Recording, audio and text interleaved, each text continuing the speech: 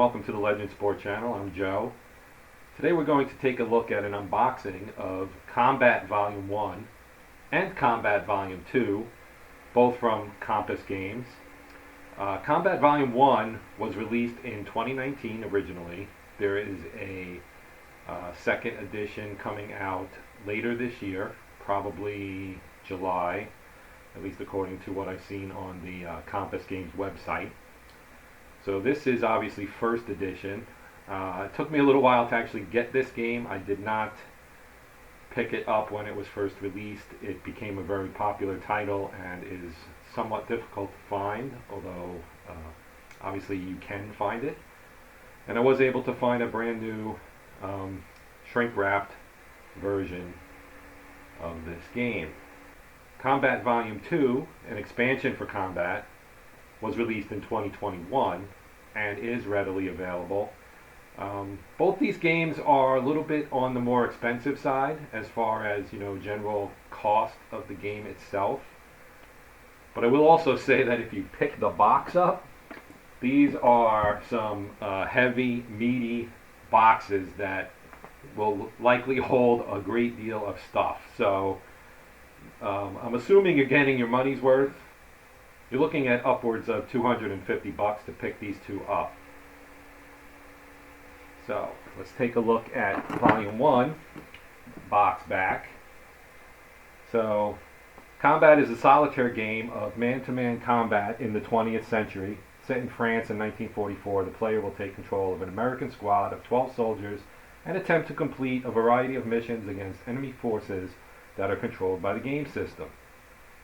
The game system uses a unique state-based AI where the actions of enemy forces are determined by a combination of their current morale state and a random card draw. Aggressive enemies will be more likely to advance on your position or provide suppressive fire for their fellow soldiers, while shaken troops are far more likely to hide or retreat. With multiple scenarios ranging from attacks on farmhouses to defending a hill to destroying enemy artillery pieces to rescuing members of the resistance, to desperate last stands as the enemy closes in for the kill, Combat provides a wide variety of battle situations for you to experience. Add in the fact that there are random events, variable enemy forces, and many scenario options, and you have a game that can be played for years to come. Okay, so this has a complexity of medium, a time scale of 30 to 90 seconds per turn. The map scale is 10 yards per hex. Unit scale is man-to-man. The number of players, this is one player designed for solitaire play, so it has a high suitability for solitaire, obviously. And the average time to play is 3 to 4 hours. And now I will get into the components when we open up the box. The game itself was designed by Ross Mortell, with development by Adam Starkweather and Stephen Fliss. And the artist was Nadir El Farah. Alright, so let's open this up. Got a shrink wrap coming off.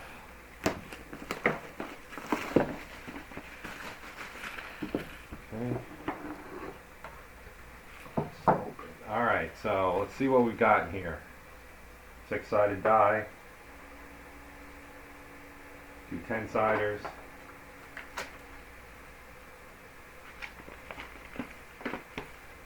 The 2020 Compass Games Holiday Catalog, which features Combat 2. Then we have the American cards, the enemy cards, and since this is all in France and so forth in World War II, this is going to be German enemies, obviously. So here we have the manual.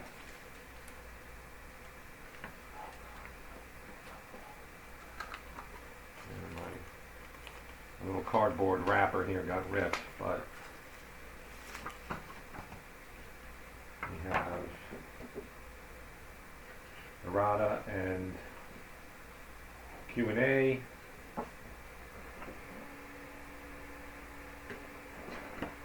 of which there seems to be a decent amount here. We have our rules of play and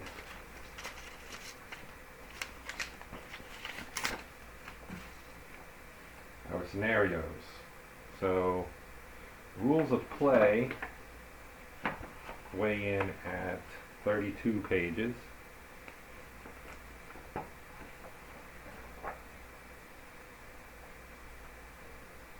With illustrations and so on.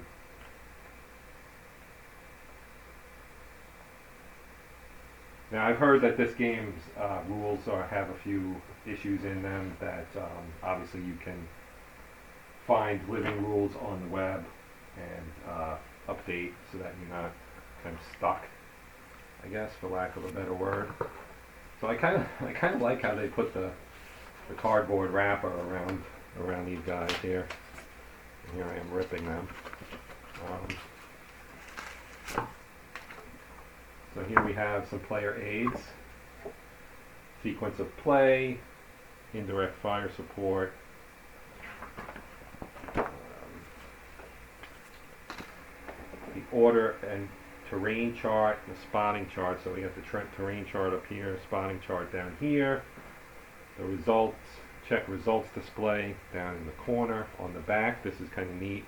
We have the weapon characteristics with modifiers for the range, like their maximum range is here, and then you have modifiers for the distance. This is in hexes. So obviously stuff like your rifle, your Garand rifle, is going to have a more effective rate up close. As you get further out, it's going to drop. Same thing with the grease gun. Your Browning automatic rifle, it's same thing, kind of more effective up close. That's going to be true of most things.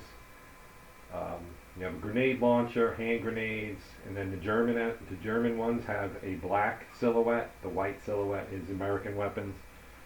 And we have the Stielhandgranate, which is the German grenade, obviously the potato masher. The Kar 96K, MP40, MG42, the famous machine gun, and their Walther P38 pistol.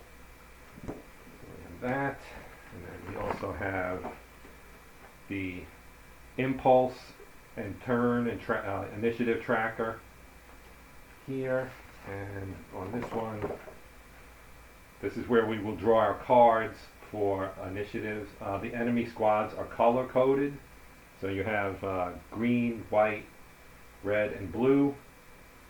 And here we have our counters. So let's get into the counters. And okay, so here we have some sneak counters, duck back, reloading, suppressive fire, alert. This is the status of your enemy. These are enemy colored, by the way. So you have alert, and on the back you would have waiting. And obviously you see there's other sides for all the you have low ammo, and on the back you have out of ammo, and so on. Route.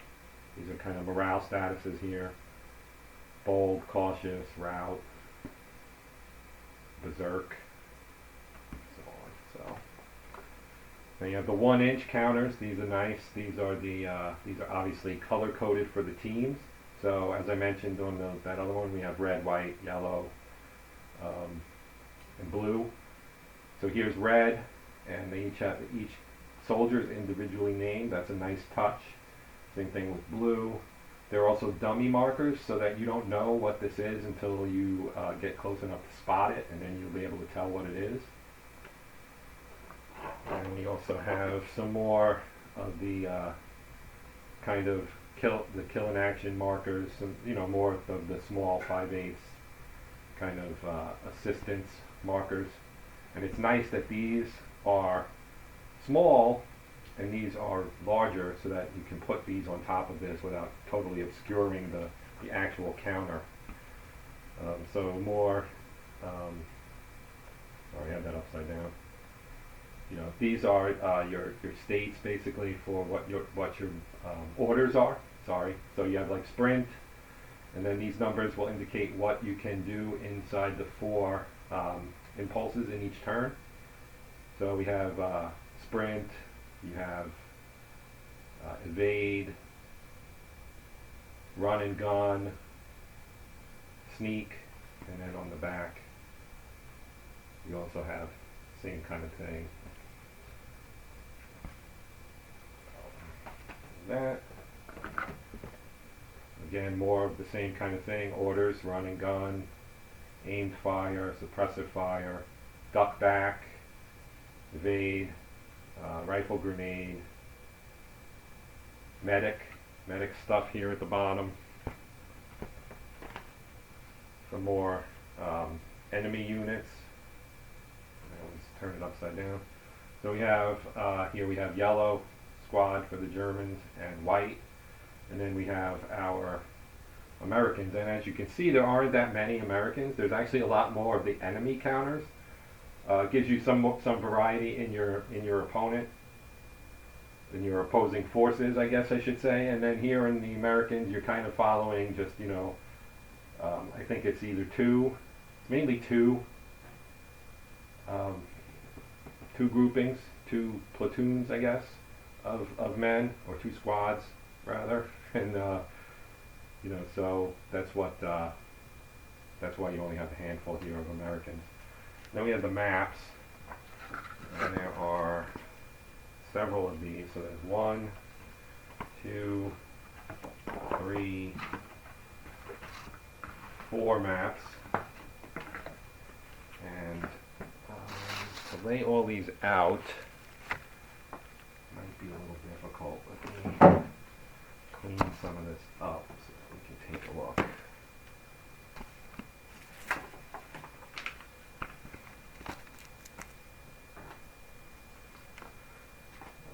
Let's move volume 2 out of the way. Put that box out of the way. So we have fairly sizable maps here.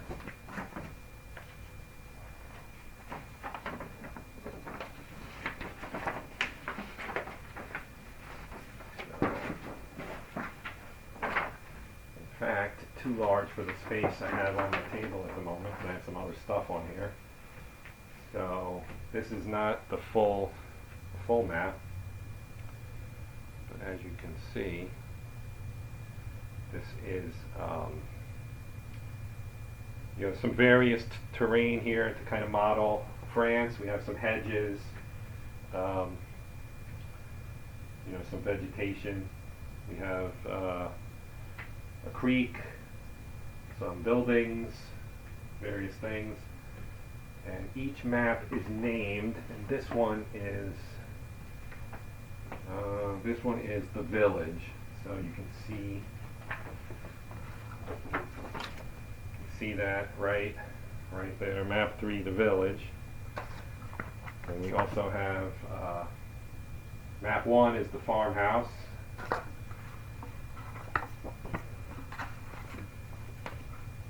Map 2 is the hill, and map 4 is the hedgerows. So this one is going to probably be pretty busy with, see, I haven't even opened it all the way up, but we have a lot of hedgerows here. So these are obviously paper, but they're pretty sturdy, so unlikely to fall apart. It's nice. Nice paper. Mounted maps would require a much larger box with all of these maps, and we've already. I'm assuming when I punch this is going to be a large game to try and fit back into its box. So that could prove to be a challenge. So that is Combat Volume 1. Now we will take a look at Combat Volume 2. Okay, so what do we have in Combat Volume 2? We'll flip the box. Alright, Combat Volume 2 is an add-on module. You must own Combat in order to play. It's got 12 new standalone scenarios and a full campaign game. That's what really excites me about this. Combat Volume 2's new features include elite enemies in the form of the SS, a third U.S. squad, and command elements enabling platoon actions with multiple players. New weapons such as the STG-44, the Thompson submachine gun, the M2 heavy machine gun, and the Springfield M1903. Weather variations, rain, snow, mist, as well as ground conditions like mud or snow. Fire, now artillery and grenades can start fires. Trained medics, unarmed but efficient. Vehicles, like the Panzer IV, the M4A3 Sherman, the M3A1 half-track, and trucks. Light anti-tank weapons such as the bazooka and Panzerfaust. A campaign game allowing you to follow the fortunes of your squad from D-Day to VE Day through 6 campaign chapters. Will your squad be an efficient, well-disciplined unit or the Dirty Dozen? Name your soldiers and track their skills and experience through the war. Deal with contentious relations within the squad, win medals, and form foxhole friendships. The campaign game chapters include Normandy, Pursuit, Hurtgen Forest, the Bulge, the Siegfried Line, and Germany. Not all chapters will be played depending on events. You may be transferred to the Ardennes and take part in the Battle of the Bulge, while in another playing you are instead sent to the hell of the Hurtgen Forest. Campaign events include USO shows, illness, arguments within the squad, R&R in Paris, replacements, etc. You will play missions and patrols during the campaign, and each chapter has its own mission tables with 100 different missions and a patrol table with 10 different patrols. Each campaign will be unique, creating a new story each time you play. The complexity on this says it's a 4.5 out of 10. Timescale's blank, but I'm assuming it's similar to what we saw in the original game. The map scale, 10 yards per hex. Unit scale, man-to-man. Number of players, 1. Solitaire suitability obviously is a 10 out of 10 because this is a solitaire game. And the average time to play is 3 to 4 hours. So let's take a look and see what is inside this box.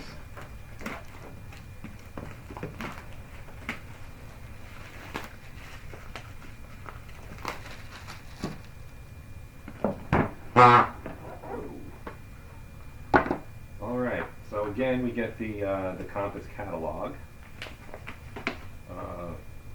Carrier Battle Philippine Sea, I actually want to get this game. I am a big Pacific War fan. Oh, Enemy Action Kharkov, also probably something I would like to play. So yeah, there's too many games, not enough time.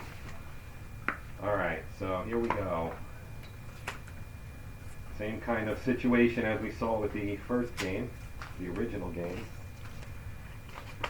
And, alright, so we have Combat Volume 2. This is the European Theater, obviously campaign game, rules of play. The fact that this says European Theater really makes me hope that there will be a Volume 3 that covers the Pacific.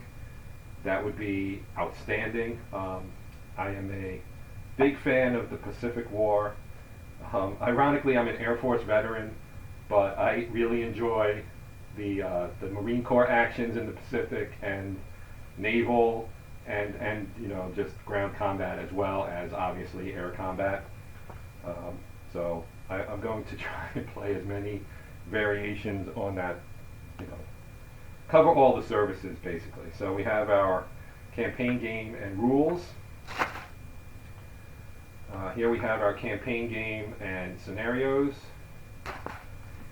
and we have some vehicle charts here. So this is the Opel Blitz. This is a German truck. We have some information here about the crew and how many passengers it can carry, damage, and just some information here, how long it is, the height, the width, the weight, and so on. That's interesting. Now we have the famous M4A3 Sherman tank, and some information on it, right? It's got its gun, which familiarly, white silhouette, range, and impact on fire effect, the max range, and so on. It's obviously fires two different types of rounds, your HE, your high explosive, and your AP, armor piercing. So you get both of those. The mounted machine gun, again, crew members, the driver, the gunner, so on, loader, driver, commander. Vehicle ID B, because there are two of these, I believe. Yes, here's the other M4A3 Sherman, vehicle ID A. It's the same type of vehicle, so it's going to have the same thing. Here we have our truck, quarter-ton 4x4, basically like a Jeep. Driver, co-driver, 2 passengers.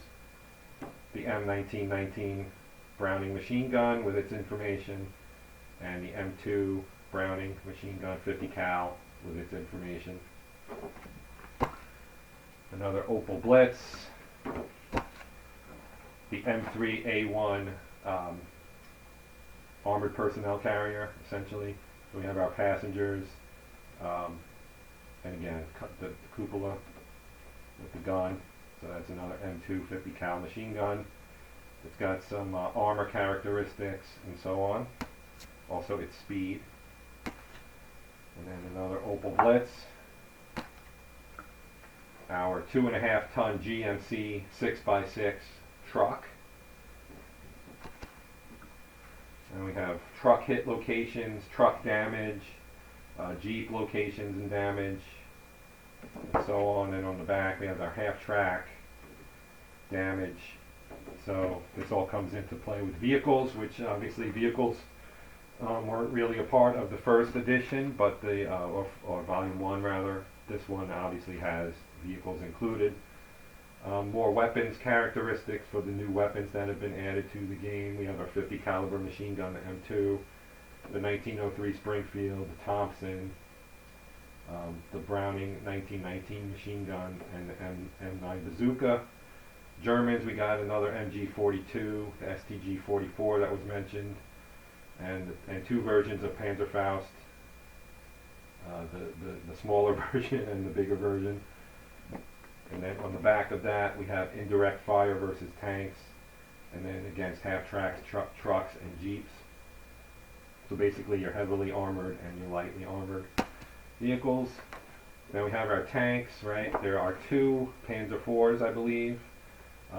Vehicle ID B, so there's an A as well. Same thing as what we saw on the Sherman. We have our information on the main gun, 7.5 centimeter, also known as the 75 millimeter cannon, HE and AP, and our range and die roll modifiers based on range, and then our machine gun as well, armor, damage, so on.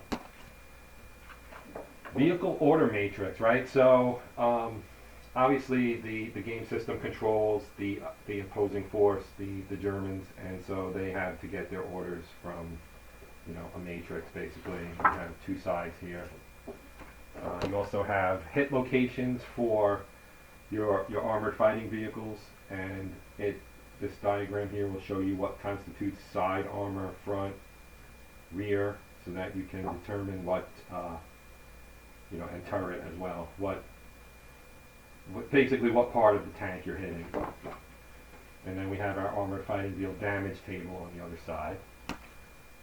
Here's our Panzer IV-A, or vehicle ID A. It's Panzer IV-H actually is the vehicle. So we already saw that. We have a patrol display because there's a patrol mechanism in this as opposed to kind of what we saw in the other game. This is just a new type of mission. Then we have a line of sight for our armored fighting vehicles with whether it's open or buttoned up. And then over here we have our spotting chart, just like we had in the original version 1. And the same thing, order and terrain chart, So you can see what your order is, right? So if you have a duck back, or aimed rapid fire, suppressive fire, etc., and then your terrain is on the other side here. So we have like kind of an X here and a Y here, and then you just cross-reference and you get your modifier. So if you're duck back order and you're behind a wall, you get a -2 die roll for taking that spotting or damage. That was damage, I believe. So, and what else we got here? We have our scenarios for the non-campaign games, just the regular old stuff. I like these. These are cool. The artwork in here is really nice. Keep it up, brother. This war is not won by a damn sight. There's just good stuff in here. Pictures, lots of charts. You know, this is all how you're setting up your scenarios. Scenario 19, No Man Left Behind. Die roll effects for events. You have friendly and enemy events. This game is very, very well conceptually, and the execution by Compass in terms of the components and everything is just outstanding. Rules of play, again, same kind of thing. We're talking about the crew of the tank. You know, pictures and samples of, you know, what, like movement examples and vehicle facing, because vehicles are new to Volume 2. So there are rules in there about that. All this is good stuff. Now we have a campaign calendar for running from June of 44, obviously Normandy landings, up until April, when the war was basically won. And the war actually ended in May, but it was over by the end of April, pretty much. And here we have our roster for our, you can name your squad in this. So here we have Able, and a list of the members of Able. You know, Charlie, there's going to be some Bravos, not Bravo, Baker in here. We're using the phonetic alphabet as of the 1940s, obviously. So you're getting Able, Baker, and Charlie, as opposed to Alpha, Bravo, Charlie. We got new maps. Map 5, the woods. Map 6, the town. So this would be bigger than a village, obviously. Map 7 is the Abbey, so that sounds interesting. You know, I think this is an abbey on a hill, if I remember correctly from looking at things about this game earlier. And then we have a hamlet for map 8. Map 9, hedgerows 2, because there's a hedgerows in volume 1 as well. So this is hedgerows 2. And then a 10th and final map so far, which is the ridge. So you've got now 10 maps for this game between the two volumes. These pop out pretty easy because I felt it pop when I got in there. Let's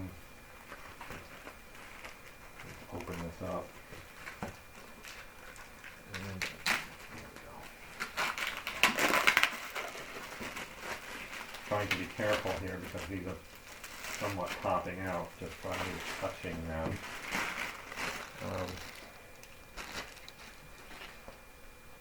So be careful here. Now, these come out really easy apparently for this one. I didn't seem to have this with the first volume.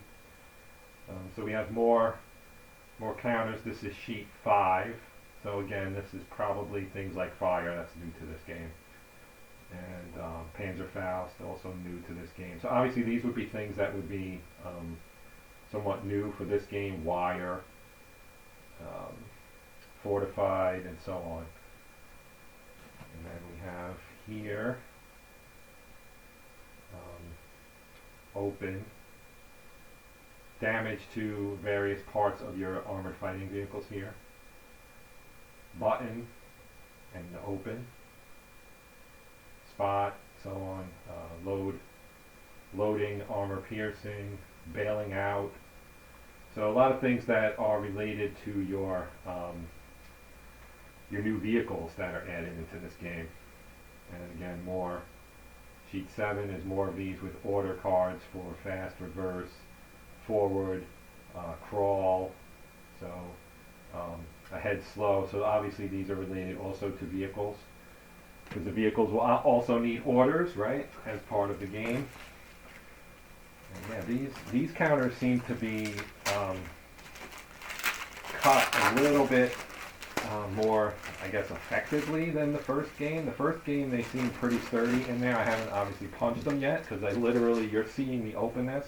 And look at that. I have a counter that fell out of one of my sheets here, and I don't know where it is. Interesting. What is that?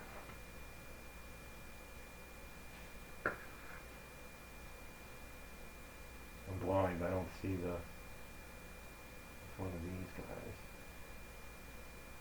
I really don't see it, but it must have fallen out. You can see how these order counters are starting to fall out as well. But here are our 1-inch counters. We have more Americans now.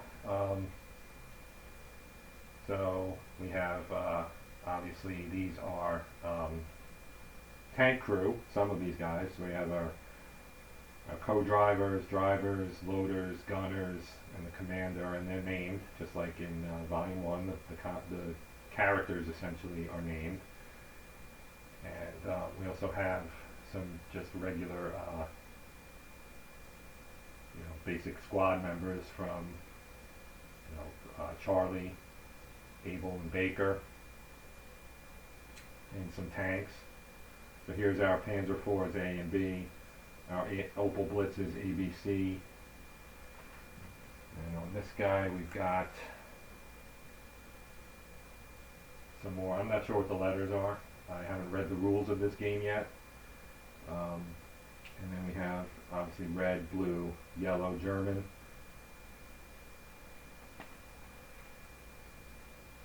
More dummies. We have looks like a purple squad for the enemy now as well. And more. These are German tank crew members apparently. And here's our